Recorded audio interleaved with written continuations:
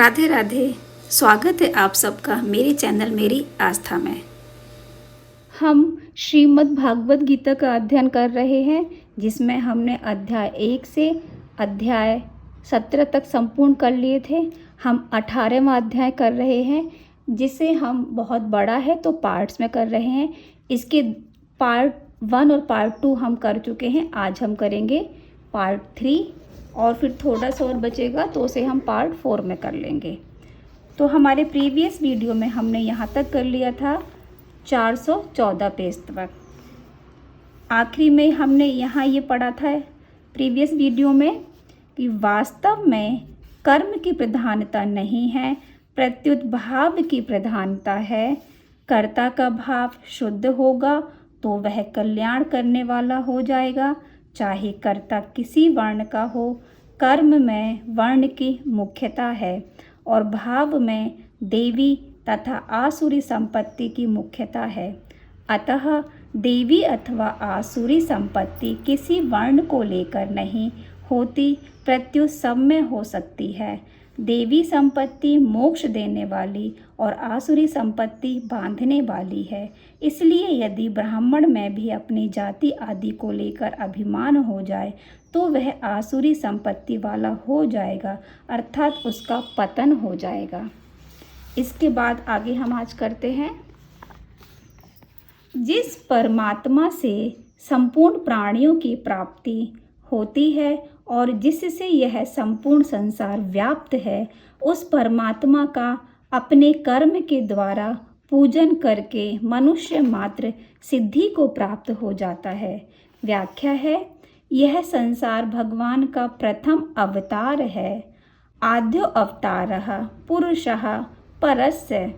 अतः यह संसार भगवान की ही मूर्ति है।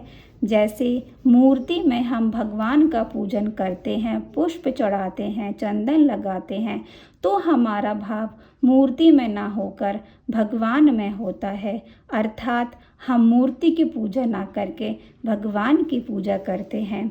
ऐसे ही हमें अपनी प्रत्येक क्रिया में संसार रूप में भगवान का पूजन करना है। श्रोता सुनकर वक्ता का पूजन करें, वक्ता सुनाकर श्रोता का पूजन करें। इस प्रकार सभी अपने अपने कर्मों के द्वारा एक दूसरे का पूजन करें। दृष्टि भगवान की तरफ ही हो, ब्राह्मण क्षत्रिय आदि वर्ण की तरफ नहीं। जैसे ऋषि मुनि भगवान श्री राम को प्रणाम करते हैं तो भगवान के भाव से प्रणाम करते हैं, क्षत्रिय के भाव से नहीं।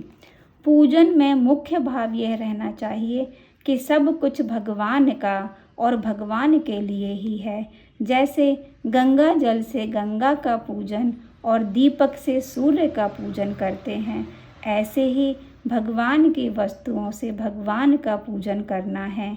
इस प्रकार भगवान का पूजन करने से संसार लुप्त हो जाएगा और एकमात्र भगवान रह जाएंगे, अर्थात सब कुछ भगवान ही है, इसका अनुभव हो जाएगा। 10वें अध्याय में भगवान ने कहा था कि संपूर्ण प्राणियों के भीतर स्थित आत्मा मैं ही हूँ।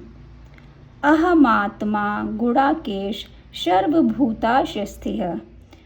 अतः भगवत भाव से हम किसी भी प्राणी की सेवा आदर सत्कार करेंगे तो वह भगवान की ही सेवा होगी। यदि किसी प्राणी का अनादर तिरस्कार करेंगे तो वह भगवान का ही अनादर तिरस्कार होगा। साधक यदि जगत को जगत रूप से देखे तो उसकी सेवा करे और भगवत रूप से देखे तो उसका पूजन करे। अपने लिए कुछ ना करे, मात्र कर्म अपने लिए करना बंधन है, संसार के लिए करना सेवा है और भगवान के लिए करना पूजन है। अच्छी तरह अनुष्ठान किए हुए पर धर्म से गुण रहित भी अपना धर्म श्रेष्ठ है, कारण कि स्वभाव से नियत किए हुए स्वधर्म रूप कर्म को करता हुआ मनुष्य पाप को प्राप्त नहीं होता। व्याख्या है, स्वधर्म रूप कर्म को करने से पाप बन तो सकता है पर लग नहीं सकता, क्योंकि पाप लगने में मुख्य कारण भाव है क्रिया नहीं। पाप क्रिया से नहीं लगता, प्रत्युत भाव से अर्थात स्वार्थ और अभिमान आने से लगता है। हे कुंती नंदन, दोष मुक्त होने पर भी सहज कर्म का त्याग नहीं करना चाहिए, क्योंकि संपूर्ण कर्म धुएं से अग्नि की तरह किसी न किसी दोष से युक्त है। व्याख्या है, निषिद्ध कर्म में आसक्ति होने से अथवा निषिद्ध रीति से भोग भोगने के कारण ही विहित कर्म कठिन प्रतीत होता है। वास्तव में विहित कर्म सहज स्वाभाविक है, इसमें परिश्रम नहीं है। 41वें से श्लोक से यहाँ तक स्वकर्म, स्वधर्म और सहज कर्म शब्दों का प्रयोग हुआ है। इससे यह सिद्ध होता है कि भगवान स्वकर्म और सहज कर्म को ही स्वधर्म मानते हैं। विहित कर्म करने में कुछ न कुछ दोष होता तो है, पर कामना, सुख बुद्धि, भोग बुद्धि ना रहने से दोष लगता नहीं। तात्पर्य है कि दोष लगना या ना लगना कर्ता की नियत पर निर्भर है। जैसे डॉक्टर की नियत ठीक हो, पैसों का उद्देश्य ना होकर सेवा का उद्देश्य हो, तो ऑपरेशन में रोगी का अंग काटने पर भी उसे दोष नहीं लगता। प्रत्युत निस्वार्थ भाव और रोगी के हित का भाव होने से पुण्य होता है। जिसकी बुद्धि सब जगह आसक्ति रहित है, जिसने शरीर को वश में कर रखा है, जो स्पृहा रहित है, वह मनुष्य सांख्य योग के द्वारा सर्वश्रेष्ठ नैष्कर्म में सिद्धि को प्राप्त हो जाता है। व्याख्या, अशक्त बुद्धि, जीतात्मा और विगत स्पृह होने पर कर्मयोग सिद्ध हो जाता है। कर्मयोग सिद्ध होने पर साधक सांख्य योग का अधिकारी हो जाता है। सांख्य योग से वह नैष्कर्म सिद्धि प्राप्त करता है। नैष्कर्म सिद्धि का अर्थ है कर्म सर्वथा अकर्म हो जाए, कर्म होते हुए भी लिप्तता ना हो। कर्मों को न करना नैष्कर्म नहीं है, प्रत्युत कर्म करना तो साधक के लिए आवश्यक है। कर्मयोग तथा ज्ञान योग तो साधन है, पर भक्ति योग साध्य है। अतः कर्म योग तथा ज्ञान योग से तो नैष्कर्म सिद्धि होती है, पर भक्ति योग से परम नैष्कर्म सिद्धि होती है। हे कौन्तेय, सिद्धि अंतःकरण की शुद्धि को प्राप्त हुआ साधक ब्रह्म को, जो कि ज्ञान की परानिष्ठा है, जिस प्रकार से प्राप्त होता है, उस प्रकार को तुम मुझसे संक्षेप में ही समझो। व्याख्या है, यहाँ सिद्धिम पद का अर्थ है साधन रूप कर्म योग से होने वाली अंतःकरण की पूर्ण शुद्धि, जिसकी प्राप्ति के बाद कर्मयोगी ज्ञान योग में अथवा भक्ति योग में जा सकता है। कर्मयोगी के भीतर यदि ज्ञान के संस्कार हैं तो वह ज्ञान में चला जाएगा, और यदि भक्ति के संस्कार हैं तो वह भक्ति में चला जाएगा। यदि किसी एक साधन का आग्रह ना हो तो कर्मयोग, ज्ञान योग और भक्ति योग तीनों साधन रूप से भी है और साध्य रूप से भी। साधन रूप से तो तीनों अलग अलग हैं, पर साध्य रूप से तीनों एक ही हैं। इसलिए गीता में भगवान ने कही तो साधन भक्ति से साध्य ज्ञान की प्राप्ति बताई है, और कहीं साधन ज्ञान से साध्य भक्ति की प्राप्ति बताई है। भगवान ने पहले स्वकर्मणा तम भैरचय सिद्धिम विदन्ति मानवः, इन पदों से कर्मयोग के द्वारा भक्ति की सिद्धि बताई, और यहाँ सिद्धिम प्राप्तो यथा ब्रह्म पदों से कर्मयोग के द्वारा ज्ञान योग की सिद्धि बताते हैं। जो विशुद्ध सात्विक की बुद्धि से युक्त वैराग्य के आश्रित एकांत का सेवन करने वाला तथा नियमित भोजन करने वाला साधक धैर्यपूर्वक इंद्रियों का नियमन करके शरीर, वाणी, मन को वश में करके शब्दादि विषयों का त्याग करके और राग द्वेष को छोड़कर निरंतर ध्यान योग के परायण हो जाता है, वह अहंकार, बल, दर्प, काम, क्रोध और परिग्रह से रहित होकर एवं ममता रहित तथा शांत होकर ब्रह्म प्राप्ति का पात्र हो जाता है। व्याख्या है, ज्ञान योग का साधक जब तक असत पदार्थों के साथ अपना संबंध मानता रहता है तब तक परमात्म प्राप्ति की सामर्थ्य नहीं आती। जब असत पदार्थों के संबंध की मान्यता मिट जाती है तब उसमें परमात्म प्राप्ति की सामर्थ्य आ जाती है, अर्थात उसे नित्य प्राप्त परमात्म तत्व का अनुभव हो जाता है। वह ब्रह्म रूप बना हुआ प्रसन्न मन वाला साधक ना तो शोक करता है और ना इच्छा ही करता है। ऐसा संपूर्ण प्राणियों में समभाव वाला साधक मेरी पराभक्ति को प्राप्त हो जाता है। व्याख्या है, ज्ञान योग के जिस साधक में भक्ति के संस्कार होते हैं, जो अपने मत का आग्रह नहीं रखता, मुक्ति को ही सर्वोपरि नहीं मानता और भक्ति का खंडन नहीं करता, उसे मुक्त होने पर भी संतोष नहीं होता। इसलिए मुक्ति प्राप्त होने के बाद उसे पराभक्ति, परम प्रेम की प्राप्ति हो जाती है। जो अपनी दृष्टि मान्यता से ब्रह्म रूप बना हुआ है, ब्रह्म हुआ नहीं है, उसे यहाँ ब्रह्मभूत कहा गया है। ब्रह्म होने के बाद जीव का ब्रह्म के साथ तात्विक संबंध साधर्म हो जाता है। मम साधर्म मांगता, तात्विक संबंध होना ही मुक्ति है। फिर सर्वत्र परिपूर्ण परमात्मा में अपने आप को विलीन समर्पित कर देने से परमात्मा के साथ आत्मीय संबंध हो जाता है।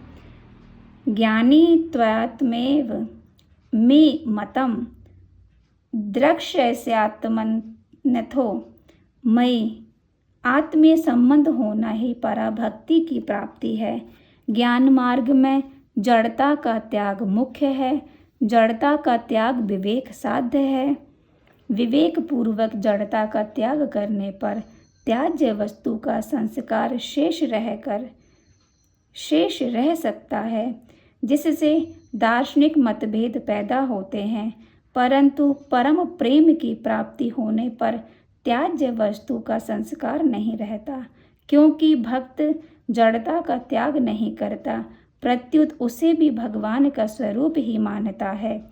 सद सच्चा अहम, परम प्रेम की प्राप्ति विवेक साध्य नहीं है, प्रत्युत श्रद्धा विश्वास साध्य है।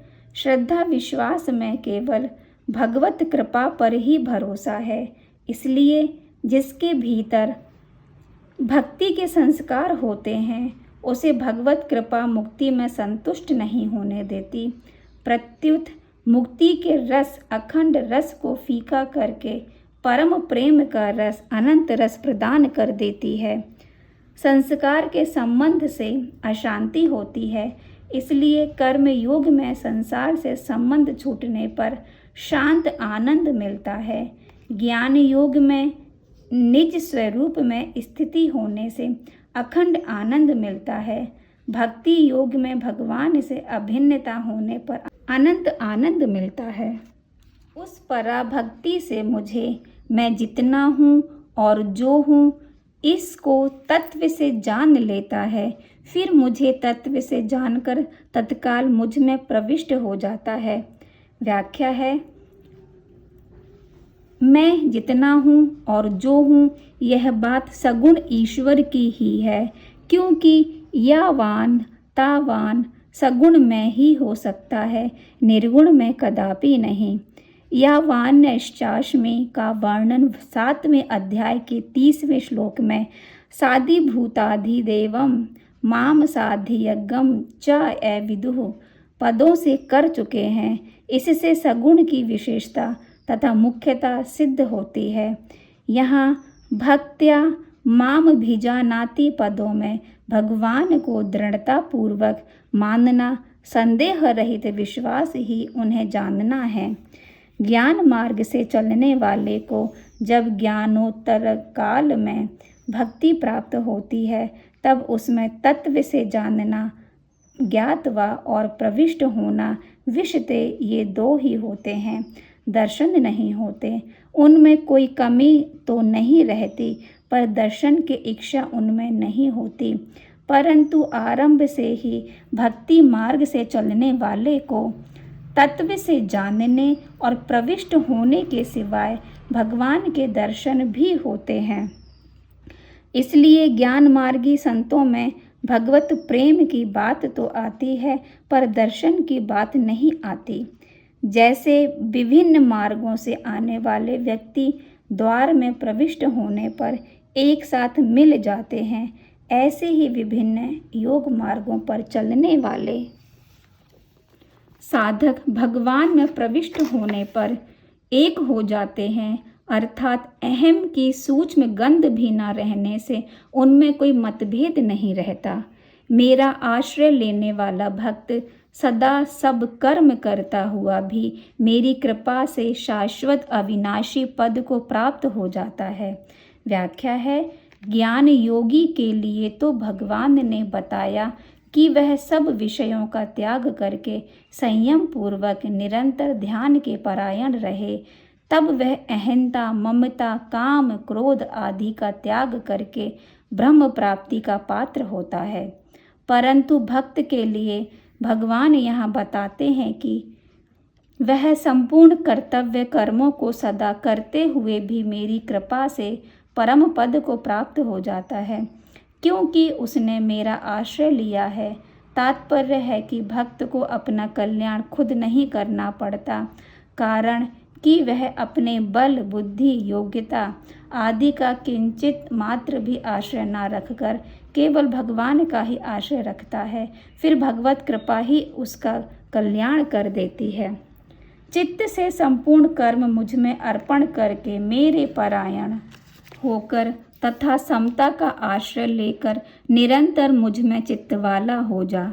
व्याख्या है, पूर्व श्लोक में शाश्वत पद की प्राप्ति बताकर अब उसकी विधि बताते हैं कि वह कैसे प्राप्त होगा। साधक के लिए दो ही मुख्य कार्य हैं, संसार के संबंध का त्याग करना और भगवान के साथ संबंध जोड़ना। पूर्व श्लोक में आए मध्य वैपाश्रय पद में भगवान के साथ संबंध जोड़ने की मुख्यता है और प्रस्तुत श्लोक में आए बुद्धि योग मुपाश्रित पद में संसार से संबंध विच्छेद की मुख्यता है। एकमात्र भगवान का चिंतन करने से संसार से संबंध विच्छेद होकर स्वतः समता आ जाती है। भगवान का निरंतर चिंतन तभी होगा जब मैं भगवान का ही हूँ। इस प्रकार अहंता भगवान में हो जाएगी। अहंता भगवान में लग जाने पर चित्त स्वतः स्वाभाविक भगवान में लग जाता है। भगवान के साथ जीव मात्र का स्वतः सिद्ध नित्य संबंध है। केवल संसार के साथ संबंध मानने से ही इस नित्य संबंध की विस्मृति हुई है। इस विस्मृति को मिटाने के लिए भगवान कहते हैं कि निरंतर मुझ में चित्तवाला हो जा। मुझ में चित्तवाला होकर तू मेरी कृपा से संपूर्ण विघ्नों को तर जाएगा, और यदि तू अहंकार के कारण मेरी बात नहीं सुनेगा तो तेरा पतन हो जाएगा। व्याख्या है, साधक का काम केवल संसार से विमुख होकर भगवान के सम्मुख होना है। सम्मुख हो जाने पर जो कुछ कमी रह जाएगी वह भगवान की कृपा से दूर हो जाएगी। तात्पर्य है कि उस कमी को दूर करने की साधक पर कोई जिम्मेदारी नहीं रहती, प्रत्युत उसे दूर करने की पूरी जिम्मेवारी भगवान की हो जाती है। भगवान विशेष कृपा करके उसके साधन की संपूर्ण विघ्न बाधाओं को भी दूर कर देते हैं और अपनी प्राप्ति भी करा देते हैं।